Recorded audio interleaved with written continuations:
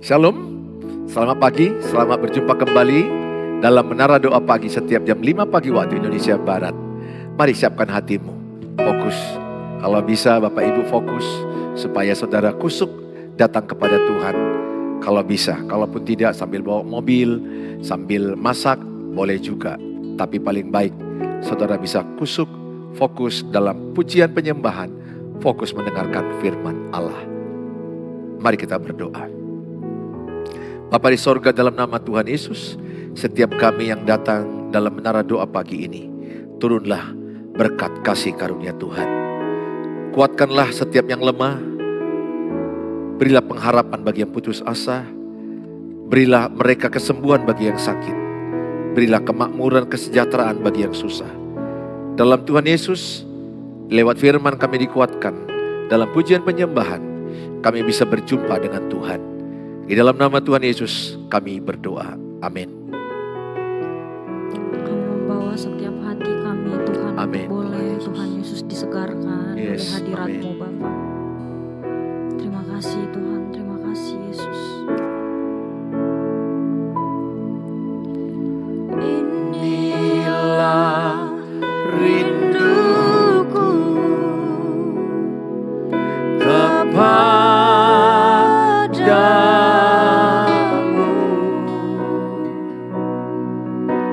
segenap hatiku menyembah-Mu.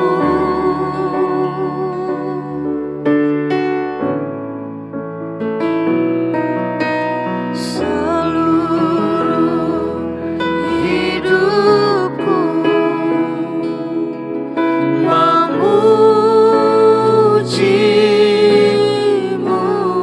Kami menyembah-Mu ya. Ku menyembah-Mu, ya Allahku. Kami berikan hati kami bagi-Mu Yesus. Ku berikan hatiku dan jiwaku, semuanya bagi-Mu di dalam hidupku, di setiap waktu. Nyatakan jalan, ku berikan hatiku dan jiwaku,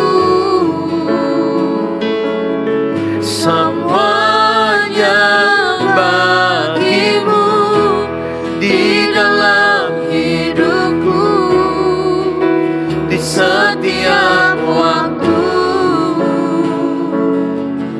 Nyatakan jalan-Mu. Kami sampaikan setiap kerinduan hati kami bagi-Mu Tuhan. Inilah rinduku kepadamu,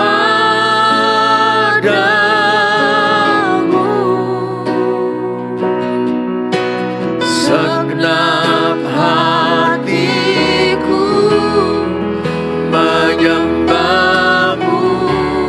Seluruh hidup kami Tuhan. Seluruh hidupku memuji-Mu. Ku menyembah-Mu, ya Allahku. Kami berikan hati kami. Ku berikan hatiku dan jiwaku, semuanya bagi-Mu di dalam hidupku, di setiap waktu. Nyatakan jalan-Mu.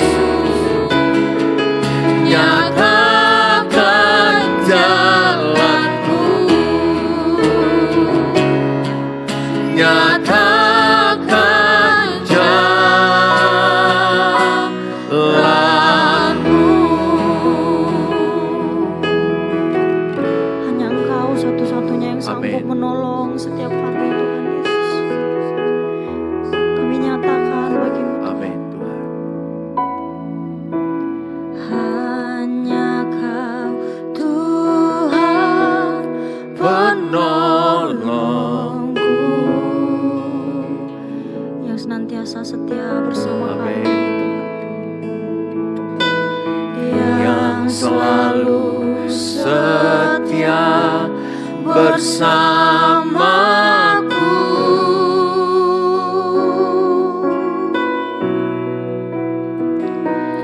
kasih-Mu yang sanggup mengubah kehidupanku.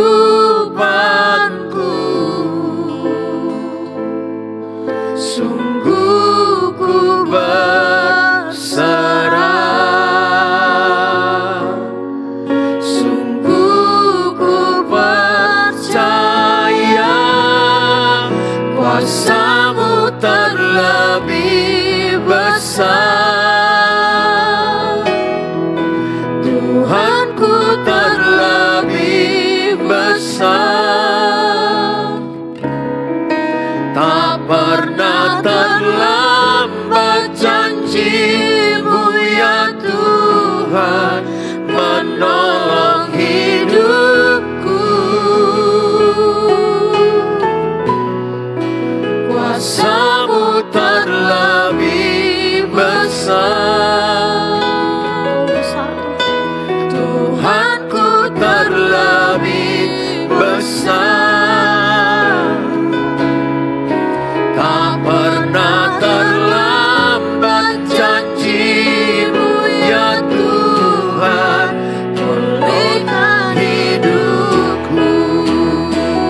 Kuasa-Mu Yesus, kuasa-Mu terlebih besar.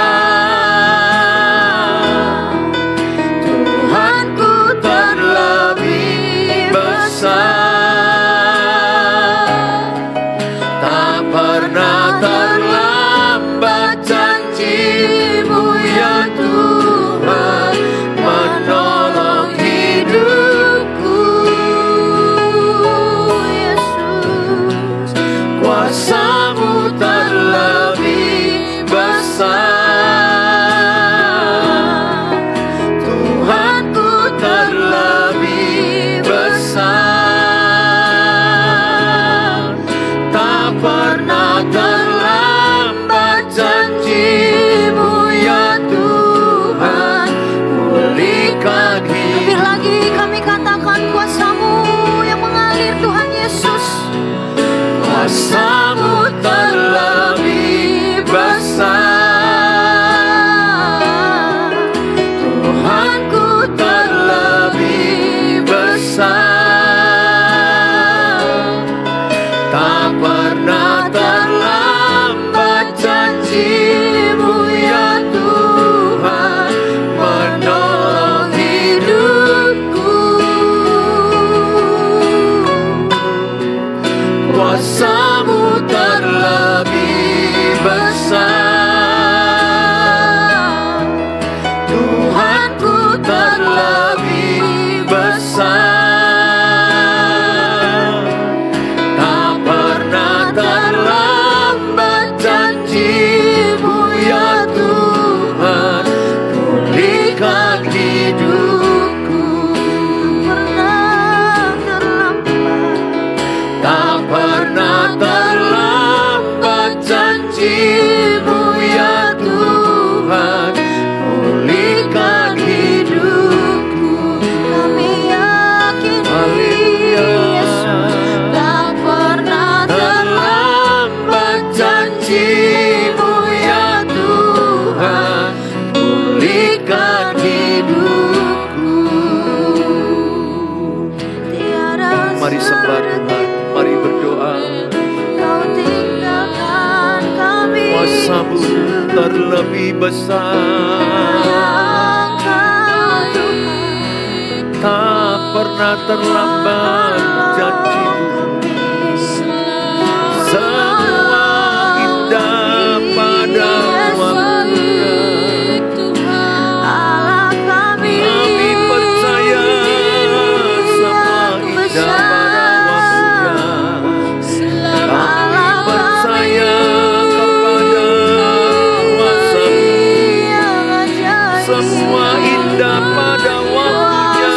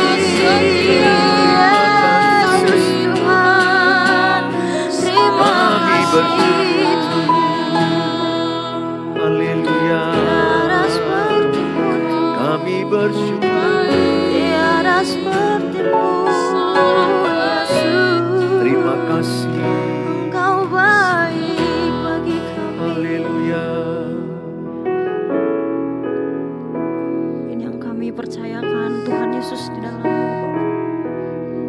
kami nyatakan baik-Mu Amin. Tuhan. Kini aku percaya Tiada yang mustahil bagimu, kuasa-Mu kuatkanku, dasarku berharap.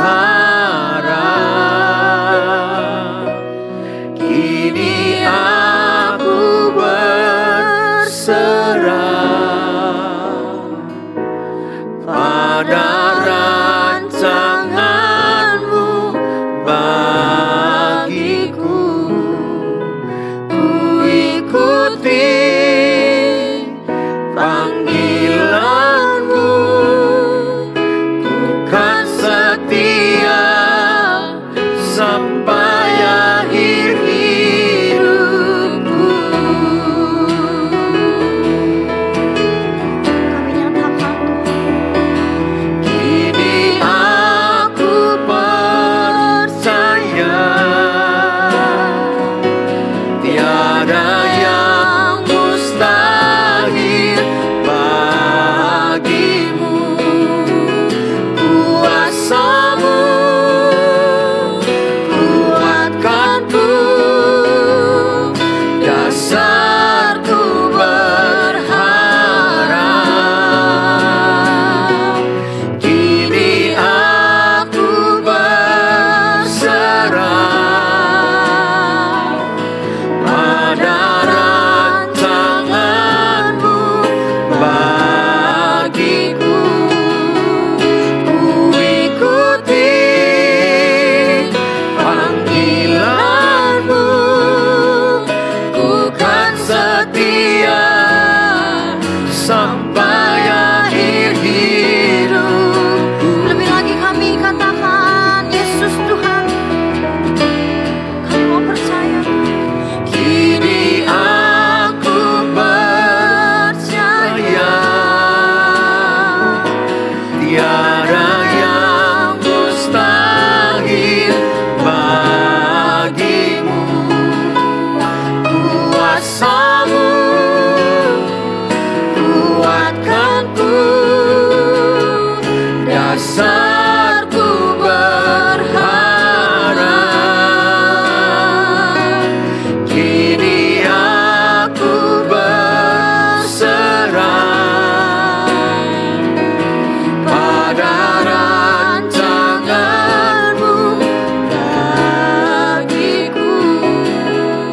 Ku ikuti Setiap panggilan-Mu panggilan-Mu, ku kan setia sampai akhir hidupku. kami ikuti panggilan-Mu ya Yesus.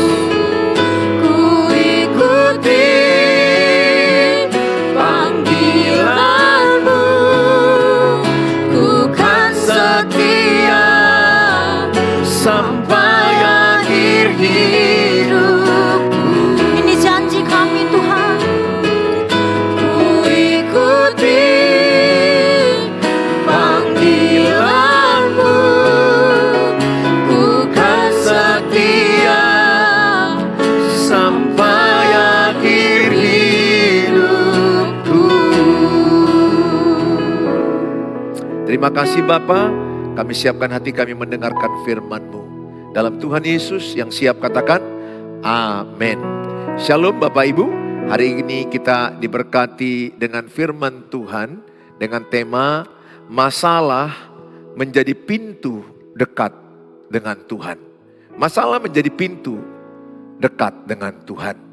Saudara, di dalam Alkitab Mazmur 34 ayat yang ke-18, kalau di handphone di ayat yang ke-19, Mazmur 34 ayat 18, Tuhan itu dekat kepada orang-orang yang patah hati dan Ia menyelamatkan orang-orang yang remuk jiwanya. Ayat ini berkata, ketika orang patah hati, Ketika orang remuk hati, katakanlah karena penderitaan, karena masalah, karena tekanan hidup. Di momentum itu, dia bisa mengalami yang namanya patah hati, remuk hati, jiwa yang hancur. Dan ketika dia datang kepada Tuhan, Tuhan dekat dengan dia. Tapi ada juga orang remuk hati, jiwa hancur, remuk jiwanya, hatinya hancur. Ketika dia mengalami lawatan Tuhan. Jadi bukan hanya karena masalah hidup. Bisa karena masalah hidup kita mengalami hati hancur.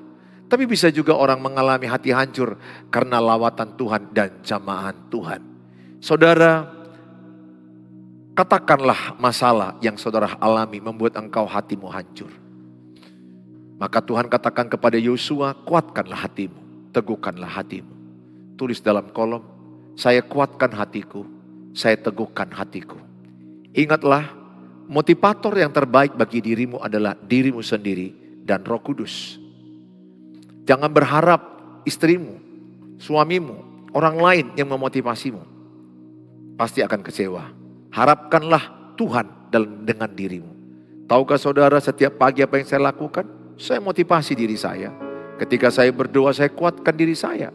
Saya katakan kepada jiwaku, engkau kuat, engkau bisa hari ini. Engkau bisa melewati masalah ini. Kalau yang lalu kau lewati masalah berat, yang ini pun kau lewati. Kalau yang lalu engkau disembuhkan Tuhan, yang ini pun engkau disembuhkan Tuhan. Kuatkan hatimu, terlebih bagi bapak ibu yang sakit. Teguhkan hatimu, perkatakan dengan iman, aku sembuh, aku sehat. Oleh bilur-bilurnya, oleh kuasanya, aku mengalami kesembuhan. Perkataan iman berkuasa. 2 Korintus 4 ayat 13, orang percaya memperkatakan imannya. Orang beriman memperkatakan apa yang diyakininya.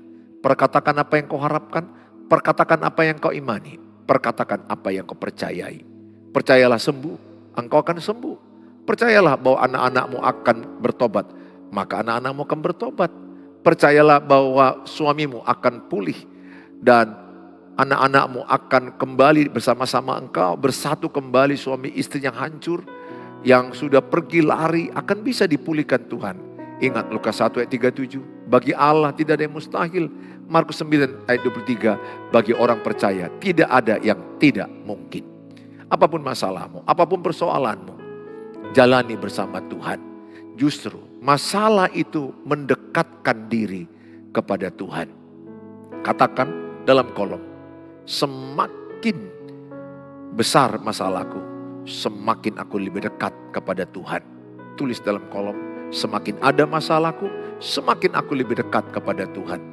Bukan berarti kalau tidak ada masalah jauh dari Tuhan. Jangan, tetap dekat dengan Tuhan. Saya begitu, ada masalah, saya dekat Tuhan, bahkan lebih dekat.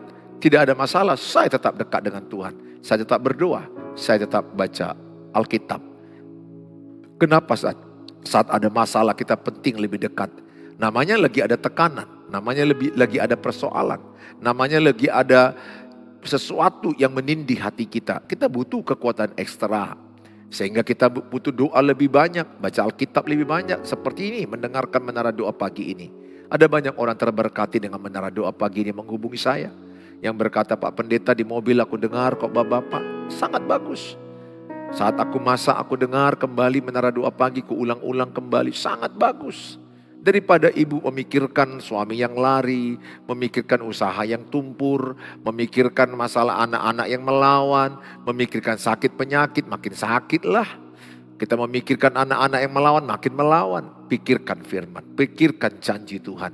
Maka ada kekuatan dan Tuhan bekerja, membuat anakmu bertobat, sakit penyakitmu disembuhkan, usahamu dipulihkan, suamimu bertobat kembali. Kemana arah pikiranmu menentukan kekuatan hidupmu. Saudara, saya ajak sama saudara, isilah pikiranmu dengan yang baik, yang manis, yang benar, yang sedap didengar, kebajikan. Pikirkanlah semua itu. Jangan mau pikirkan yang buruk, jangan pikirkan yang negatif, jangan pikirkan engkau krisis, jangan pikirkan engkau mati, jangan pikirkan engkau menjadi orang yang sial, jangan. Pikirkanlah yang baik.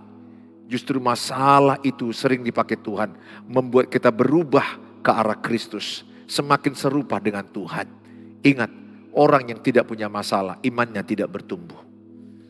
Bukan berarti kita mau gila-gila punya masalah. Manalah ada orang yang mau punya masalah. Semua pun kita kalau bisa gak usah punya masalah. Itulah hakikat manusiawi kita. Karena punya masalah, punya penderitaan itu capek, susah. Tapi kalau izin Tuhan itu ada pada kita, bukan berarti engkau lemah. Ingat, orang yang punya masalah bukan pertanda lemah. Orang yang punya masalah pertanda dia kuat. Tulis dalam kolom. Orang yang punya masalah bukan tanda lemah. Orang yang punya masalah tanda orang kuat. Tulis dalam kolom. Bukan berarti kita cari masalah ya, jangan salah mengerti. Maksudnya ini adalah engkau jalan benar, hidup sesuai kebenaran firman, tapi ada masalah. Itu artinya karena Tuhan tahu engkau kuat dan Tuhan mau engkau naik level, Tuhan mau engkau naik kelas. Jangan reaktif. Responi dengan benar, responi dengan baik masalah itu. Responi dengan benar masalah itu. Syukurin, bersyukurlah ada masalah. Bersyukurlah ada persoalan. Bersyukurlah bahkan rayakan ada masalah. Mungkin nampaknya kalimat ini ekstrim banget Pak Pendeta ini. Iya, Alkitab yang berkata, semakin engkau menerima masalahmu, semakin kau hadapi masalahmu, justru masalah itu membawa engkau naik terbang tinggi. Dalam kitab 1 Petrus dikatakan itu adalah hanya ujian iman. Itu hanya api ujian iman. Seketika lamanya, sesaat lamanya. Itu dalam Yakobus. Jadi masalahmu bukan untuk selamanya. Masalah itu ada kadaluarsanya, expirednya. Tapi kasih Tuhan abadi selama-lamanya. Oleh karena itu saya berkata kepada saudara, ketika ada masalah, jalanilah bersama Tuhan. Dekatkan dirimu kepada Tuhan. Bila perlu ambil waktu puasa. Banyak orang bertanya, Pak Pendeta puasa itu bagaimana di Alkitab? Puasa di Alkitab tidak ada jam-jamnya. Banyak orang mengatakan jamnya kayak mana? Gak ada di ayat berkata jam. Ada yang namanya puasa Daniel, hanya makan sayuran, tidak makan daging. Ada namanya puasa Esther 3 hari. Ada seperti Tuhan Yesus 40 hari. Yang mana kita yang kuat? Intinya saat kita berpuasa itu kita banyak baca Alkitab, banyak berdoa. Ada orang banyak puasanya gak makan pagi aja, siang dia makan. Tapi dia mulai jam pagi sampai dia ke siang banyak doa, banyak baca Alkitab. Jadi bukan masalah tidak makannya atau tidak minumnya. Tapi masalah waktumu banyak bersekutu dengan Tuhan. Hubunganmu banyak lebih dekat kepada Tuhan. Sehingga durasi engkau tidak makan pagi, katakanlah engkau makan sorenya, engkau banyak berdoa, banyak memuji Tuhan, banyak baca Alkitab, banyak ibadah. Itulah puasa yang benar. Puasa orang Kristen tidak perlu menunjukkan muka kita muram, kusam, dan gak perlu pamer, gak perlu orang lain tahu bahwa kita itu puasa. Cukup antara engkau dan Tuhan yang tahu. Saudara yang saya kasihi, di dalam kitab Mazmur 119 ayat yang ke-71 katakan, Mazmur Daud berkata bahwa aku tertindas itu baik bagiku, supaya aku belajar ketetapanmu. Coba, ini kan kalimat yang sangat paradoks ya. Semua juga gak mau menderita. Tapi ayat ini berkata bahwa aku tertindas itu baik bagiku. Saudara, tertindas itu baik bagi kita. Menderita itu baik bagi kita. Punya masalah itu baik bagi kita. Ini tidak mudah mengatakan. Karena hakikatnya manusia tidak mau menderita, tidak mau tertindas. Tapi yang dimaksudkan oleh Mazmur, di mana Daud penulisnya, pengalaman dia. Ini kan Daud banyak mendapatkan pewahyuan Mazmur dalam penderitaan, dalam tangisan. Kalau saudara baca kitab Mazmur yang dituliskan Daud, itu rata-rata adalah hasil penderitaannya. Mazmur 51, Mazmur 53, rata-rata kitab Mazmur itu yang dinyanyikannya dalam penderitaan. Jadi sebenarnya dalam penderitaan itu kalau kita mendekatkan diri kepada Tuhan, Tuhan punya karya, Tuhan punya maksud. Saya mengalami itu. Justru dalam penderitaan itu saya menemukan panggilan Tuhan. Justru dalam penderitaan itu saya diangkat Tuhan tinggi dan naik dan naik. Memang ketika kita menderita kita rasanya mau menolak, rasanya nangis, rasanya menjerit, rasanya frustrasi. Tapi setelah saya punya pengalaman, semua penderitaan itu kujalani bersama Tuhan. Ujungnya ada karya Tuhan yang indah.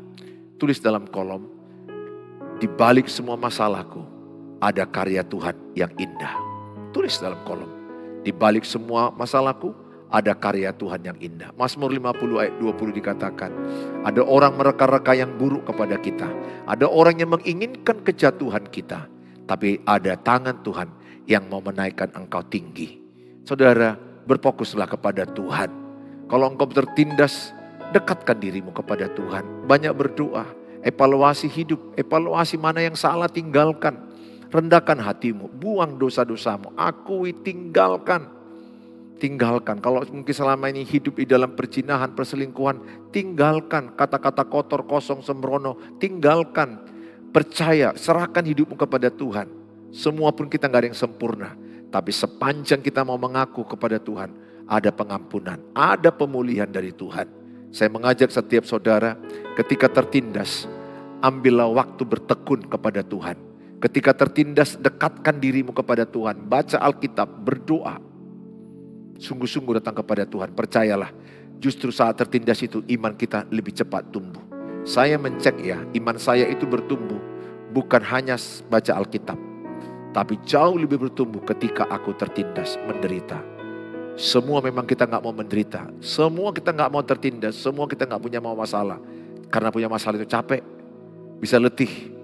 Tapi kalau itu pun diizinkan padamu dan kepada saya, jangan tolak, jalani. Dan kalau ada masalahmu jangan pendam, ceritakan ke Tuhan. Ceritakan kepada seseorang yang dapat kau percaya untuk menguatkan, mendoakan, mendukung engkau. Supaya menyembuhkan hatimu yang mendam. Ada banyak orang mentalnya rusak. Kenapa? Memendam. Akibatnya dia sakit penyakit yang gak sembuh-sembuh. Jangan pendam. Ceritakan ke Tuhan. Ceritakan kepada orang yang dapat kau percaya. 1 atau 2 orang yang dapat kau percaya. Mungkin suami, istri, orang tua, anak, adik. Atau pendeta yang dapat kau percaya. Saudara yang saya kasihi, saya mengajak setiap saudara. Saya bacakan dalam 2 Korintus 12 ayat 9. Tetapi jawab Tuhan kepadaku, cukuplah kasih karuniaku bagimu. Sebab justru dalam kelemahanlah kuasaku menjadi sempurna. Sebab itu terlebih suka aku bermegah atas kelemahanku. Supaya kuasa Kristus turun menaungi aku. Ada duri dalam daging. Ada sakit penyakit yang dialami oleh Paulus. Matanya kabur. Sementara sapu tangannya banyak menyembuhkan orang lain. Dia menelapakkan tangan kepada orang sakit sembuh. Tetapi dia mengalami sakit penyakit sendiri. Bayangkan bagaimana tidak tertekannya sebenarnya perasaan dia. Sama, saya mengkhotbahkan pernikahan kepada orang. Saya khotbahkan pernikahan, tapi pernikahanku ada masalah. Itu juga dilematis yang tidak gampang yang pernah kulewati. Yang pernah kulewati sekarang better and stronger. Saudara, demikian juga kita mengkhotbahkan masalah hidup berkecukupan, berkelimpahan. Mungkin kita kekurangan. Tidak selamanya kita kekurangan. Itu ujian iman. Bukan harus sempurna saya baru berkhotbah. Tapi saya bisa bertobat di tengah-tengah perjalanan kehidupan kerohanian saya. Saudara, Rasul Paulus berkata, dalam kelemahankulah ada kekuatan Tuhan. Mungkin ibu merasakan lemah, mungkin bapak merasakan lemah, angkat tanganmu. Oleh sakit penyakit, oleh keadaan rumah tangga, keadaan keuangan, anak-anak, pekerjaan. Ketika engkau angkat tangan, itu tandanya engkau rendah hati. Ketika engkau angkat tangan, itu tandanya Tuhan mau turun tangan. Karena engkau memberi kode ke Tuhan, aku tidak mampu Tuhan, tanpa Tuhan. Saya berdoa, setiap saudara semua diberkati dengan firman ini. Biarlah kiranya firman ini jadi berkat bagi banyak orang lain. Mari kita berdoa. Bapa di sorga, dalam nama Tuhan Yesus, hamba-Mu berdoa bagi mereka yang menyaksikan tayangan ini. Dimanapun mereka berada, mereka yang lagi sakit, angkat tangan kananmu, taruhkan bagian tubuhmu yang sakit. Di dalam nama Tuhan Yesus, terimalah urapan kesembuhan. Terimalah mujizat kesembuhan. Tuhan mengurapi tubuhmu, Tuhan mengurapi obat-obatmu, Tuhan mengangkat sakit penyakitmu dalam nama Tuhan Yesus. Tuhan urapi tenaga medis, rumah sakit yang kau kunjungi. Terimalah dengan iman, perkatakan aku sembuh, aku sehat. Oleh bilur-bilurnya aku sembuh dan sehat. Bagi engkau yang sedang mengalami masalah rumah tangga, hubungan yang tidak baik dengan pasangan, dengan anak-anak, dengan keluarga mertua dan ipar, hamba-Mu berdoa, dalam nama Tuhan Yesus turunlah berkat kasih karunia Tuhan. Sehingga setiap rumah tangga yang terpecah-pecah disatukan kembali. Rumah tangga yang egois, yang mengalami pertengkaran, dipulihkan Tuhan kembali. Kami serahkan dalam nama Tuhan Yesus. Kami berdoa, turunlah anugerah-Mu, turunlah urapan-Mu, turunlah kasih-Mu. Terpujilah Engkau Tuhan.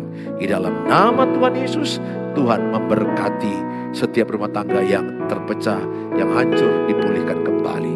Bagi engkau yang sedang mengalami masalah kehancuran keuangan, usaha, pekerjaan, hamba-Mu berdoa dalam nama Tuhan Yesus. Urapilah usaha mereka, urapilah pekerjaan mereka dalam nama Tuhan Yesus. Tuhan yang menolong, memberi hikmat, pekerjaan, kesehatan, kreativitas dalam nama Tuhan Yesus. Turunlah padamu. Urapi setiap bagian daripada usahamu. Urapi. Engkau sendiri bisa mengurapi bagian-bagian daripada usaha-usaha, pekerjaan-pekerjaan yang kau lakukan. Urapi dalam nama Yesus. Ada kuasa yang menyertai engkau. Bapa di sorga, dalam nama Tuhan Yesus, hamba-Mu berdoa buat mereka yang sedang membutuhkan, anak-anak mereka mungkin membutuhkan jodoh, ada yang membutuhkan keturunan, ada yang sedang membutuhkan penjualan rumah, penjualan pertapakan tanah, apapun yang mereka sedang tuliskan, anak-anak mereka ujian semester, atau ujian naik kelas, atau ujian untuk pekerjaan. Tuhan tolong mereka. Di dalam nama Tuhan Yesus, turunlah kasih karunia. Setiap bagian-bagian yang kau tulis dalam kolom doa, Tuhan dengar, Tuhan jawab, Tuhan pulihkan. Tuhanlah jawaban dalam dirimu. Tetaplah tekun berdoa, jangan tawar hati, percayalah Tuhan penolong dalam hidupmu. Terima kasih Bapa, dalam nama Tuhan Yesus Kristus kami berdoa dan kami mengucap syukur. Haleluya. Mari kita ucapkan doa yang diajarkan Tuhan Yesus. Bapa kami yang di sorga, dikuduskanlah nama-Mu, datanglah kerajaan-Mu, jadilah kehendak-Mu di bumi seperti di sorga. Berikanlah kami pada hari ini makanan kami yang secukupnya, dan ampunilah kami akan kesalahan kami, seperti kami juga mengampuni orang bersalah pada kami. Dan janganlah bawa kami ke dalam pencobaan, tapi lepaskanlah kami daripada yang jahat, karena Engkau yang punya kerajaan dan kuasa dan kemuliaan sampai selama-lamanya. Amin. Bawalah berkat damai sejahtera dari Allah Bapa, cinta kasih sempurna Tuhan Yesus, penyertaan dari Allah Roh Kudus menyertai engkau sekarang sampai selama-lamanya. Dalam Tuhan Yesus yang percaya katakan amin. Amin. Kalau Bapak Ibu terberkati dengan tayangan ini, subscribe, jangan lupa di subscribe, like, share, and comment. Ketika Bapak Ibu men-share, Bapak Ibu terlibat dalam pemberitaan firman Allah. Bapak Ibu yang rindu menghubungi saya di konseling 0811 6373 47, 0811 63 73 47. Ini WA saya satu-satunya dan sudah padat dan sangat ramai menghubungi saya. Mohon sabar, di chat saja dulu, jangan di call. Yang pasti Tuhan menolong engkau, Tuhan memberkatimu.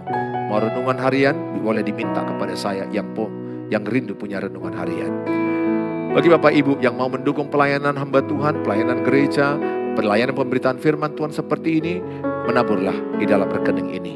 Tuhan Yesus memberkati. Sampai jumpa besok pagi jam 5 pagi waktu Indonesia Barat. Sarangeo, Shalom, Yahubu, Oras, menjua-jua. Sampai ketemu di waktu yang akan datang.